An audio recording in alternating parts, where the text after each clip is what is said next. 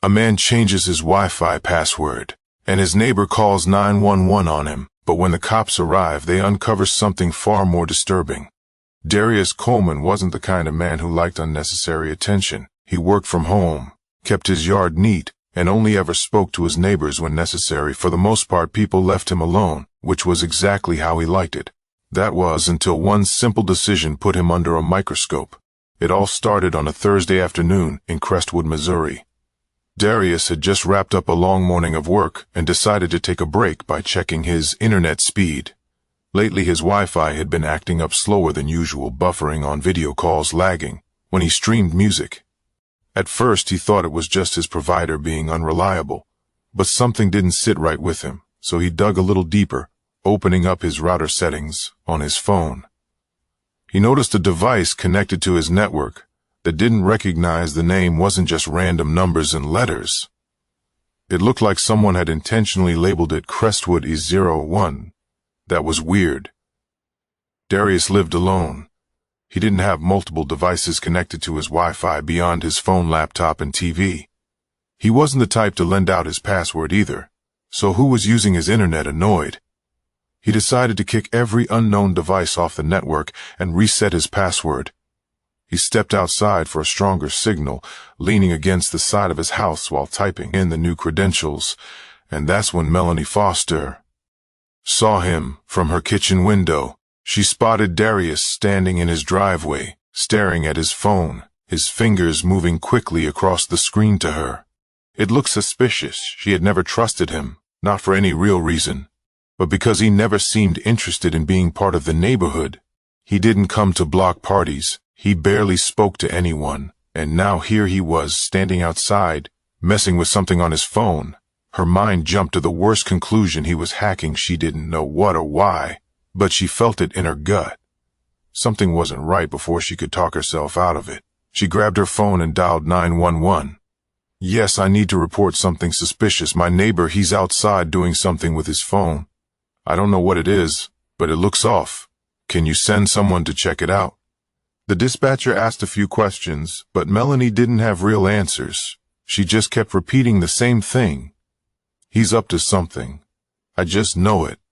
The police were on their way, and Darius, he had no idea his quiet afternoon was about to turn into a full-blown investigation. But what neither of them knew was that the real danger had nothing to do with Darius at all. Darius had just finished updating his Wi-Fi password when he heard the sirens. At first, he barely paid attention. Maybe they were headed somewhere else. But then he saw the squad car slow down and stop right in front of his house. Two officers stepped out. One was a tall, broad-shouldered man with sharp features, Detective Lewis. His partner, Officer Belle Carter, had a more compact frame, but carried herself with a quiet authority. Darius let out a slow breath. Here we go. He didn't move from his spot. As the officers approached, Navarro's hand rested near his belt, not on his gun, but close enough to send a message. Sir, Navarro called out, voice steady. We got a call about some suspicious activity. Telling us what you're doing. Darius frowned, glancing between the officers. Suspicious activity. He was standing in his own driveway. I'm changing my Wi-Fi password. His tone carried a hint of confusion, but he kept his voice calm. He knew how these things could escalate. Navarro exchanged a quick glance with Carter before looking back at Darius. Do you live here? Darius almost laughed. What kind of question was that? His car was in the driveway. His name was on the mailbox. Yeah, he said, crossing his arms. I've lived here for 3 years. Before Navarro could respond, a voice cut through the air. He's lying. Darius turned, and there she was, Melanie Foster, standing on her porch, arms folded, watching everything. Like she was the neighborhood security guard. He's always outside doing something. She continued, messing with his phone, looking around like he's watching people. Now he's out here standing in the same spot for 10 minutes, just tapping away. Darius couldn't believe it. Was she serious?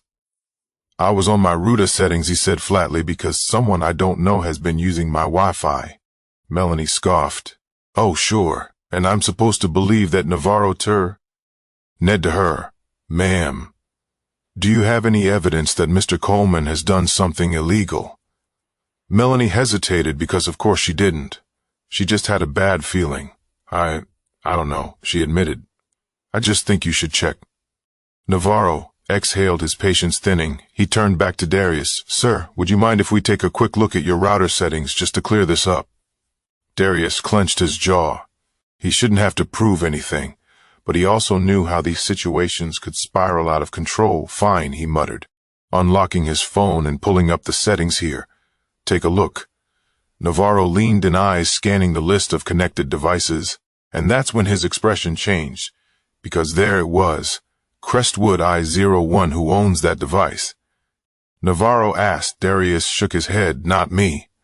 Officer Carter stepped in, eyebrows raised. So someone's been using your Wi-Fi without permission? Darius nodded. And I don't think they were just stealing internet. Look at the connection logs. It's been running non-stop. Someone's been watching. Navarro posture shifted. This wasn't just a petty neighbor dispute anymore. Melanie, still standing on her porch, suddenly looked uncomfortable. Wait, what do you mean, watching? Darius turned to her, eyes cold. I mean, someone has been spying, and they might be watching all of us, but the real question was whose silence settled over the front yard. The weight of Darius's words hung in the air. Melanie, who had been so sure she was the one in the right, suddenly looked uneasy. Spying? That wasn't she expected to hear. Navarro straightened up. All right, he said, voice more serious now. Luton, get inside. I want to see exactly what we're dealing with.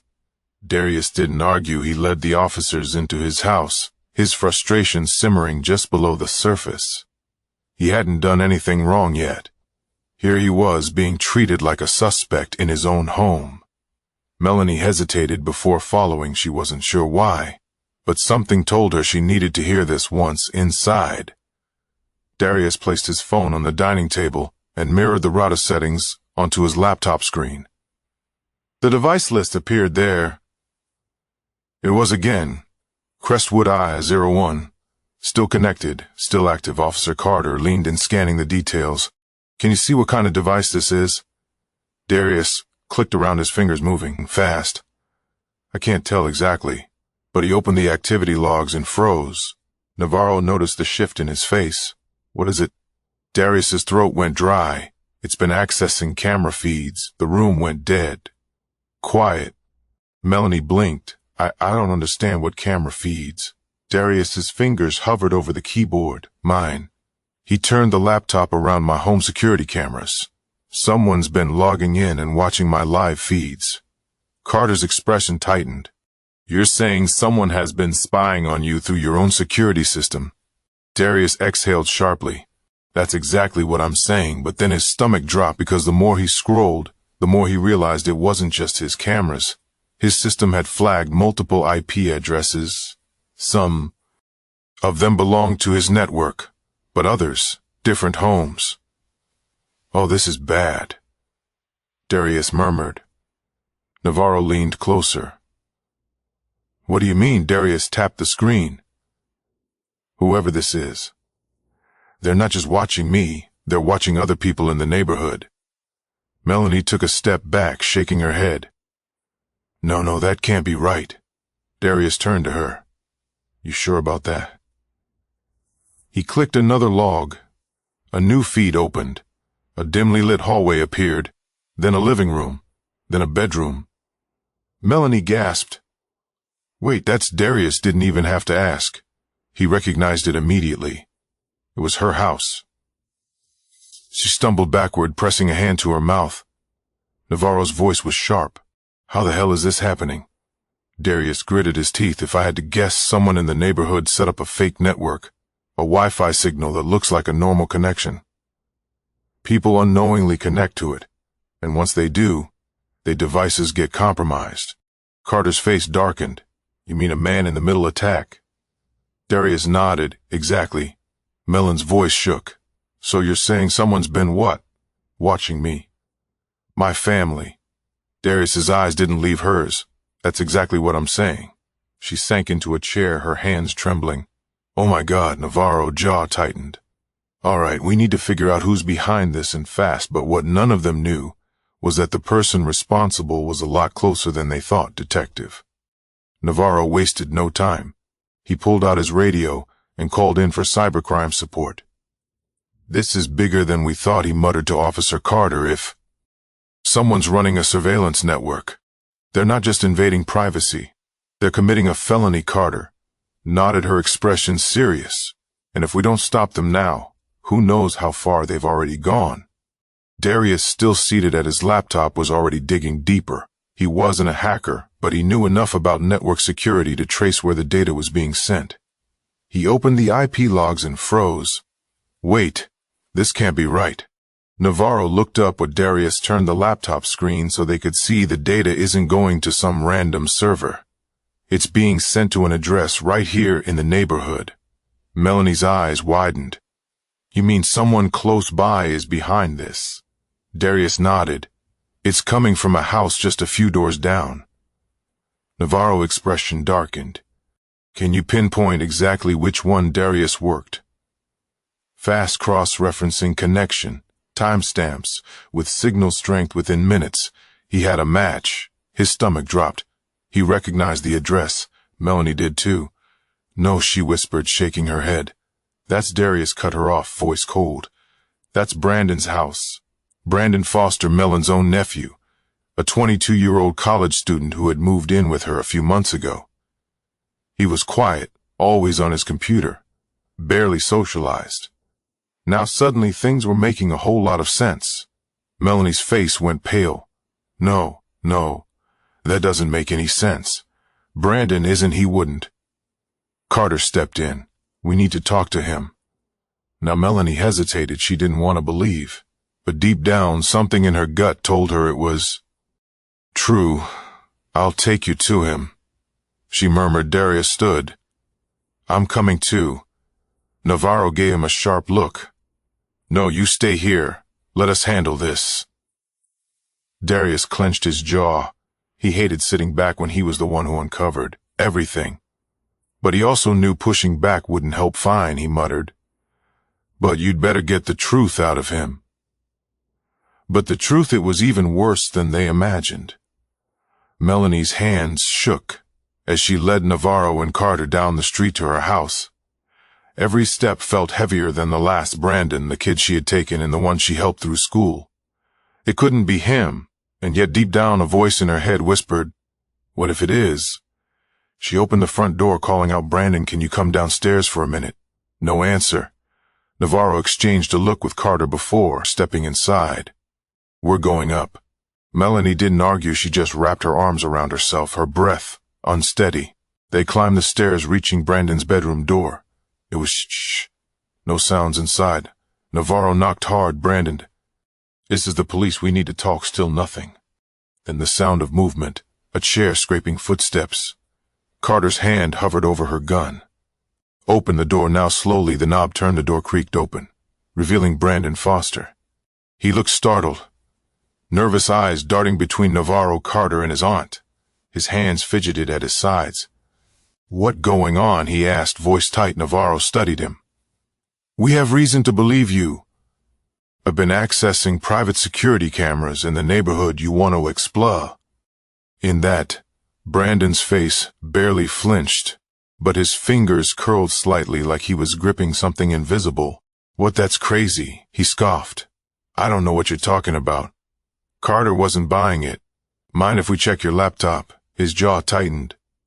You don't have a warrant? Navarro stepped closer. Brandon, we can get one, but right now we're giving you a chance to tell us the truth before this gets worse. A long, tense beat. Then Brandon exhaled. Look, he ran a hand through his hair. I wasn't doing anything illegal. Okay, Navarro cut him off. Then why is your IP address linked to a network breach involving multiple homes? Brandon froze. Melon's voice broke. Brandon, please tell me you're not involved in this. His eyes darted to her, and for the first time his mask cracked. I didn't mean for it to get this far. He muttered. It started as a joke. I wanted to see if I could get into someone's Wi-Fi just to mess with them. Navarro's voice was sharp. So you admit you hacked into the network? Brandon hesitated. Then he nodded. Melanie's breath caught in her throat. Brandon kept going, voice faster. Now it was just supposed to be a prank. But then I saw the security cameras and I got curious. Carter's eyes narrowed. Curious or obsessed? Brandon didn't answer. Navarro's patience ran out. How many people have you watched? Silence. Then his voice dropped. I don't know. Melanie staggered back. Oh my God. Brandon looked at her for the first time. Real regret crossed his face. I swear I wasn't hurting anyone. He said, I just Navarre. Oh, didn't let him finish. Brandon Foster, you're under arrest for unauthorized access of a computer network and unlawful surveillance. Brandon went pale. Wait, no.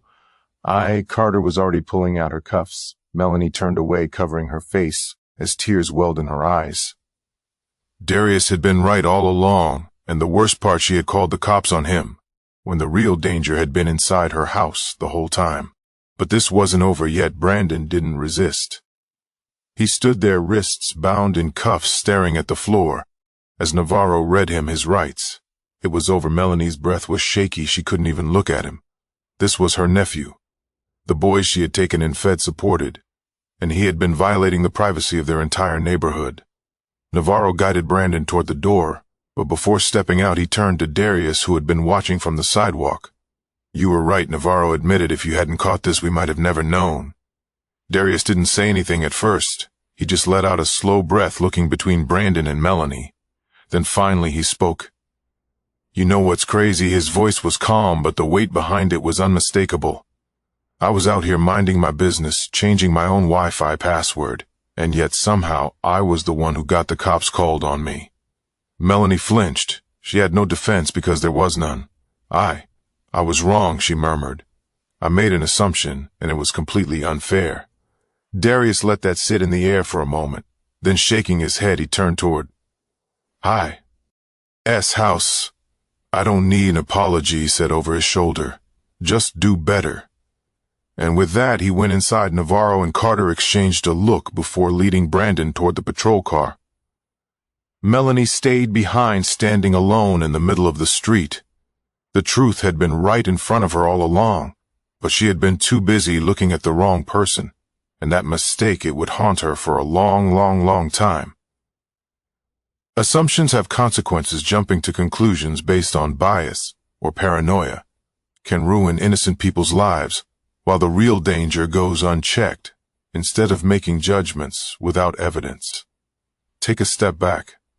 Observe. Listen, the truth might not be what you expect. If you found this story eye-opening, share it. You never know who needs to hear this lesson today.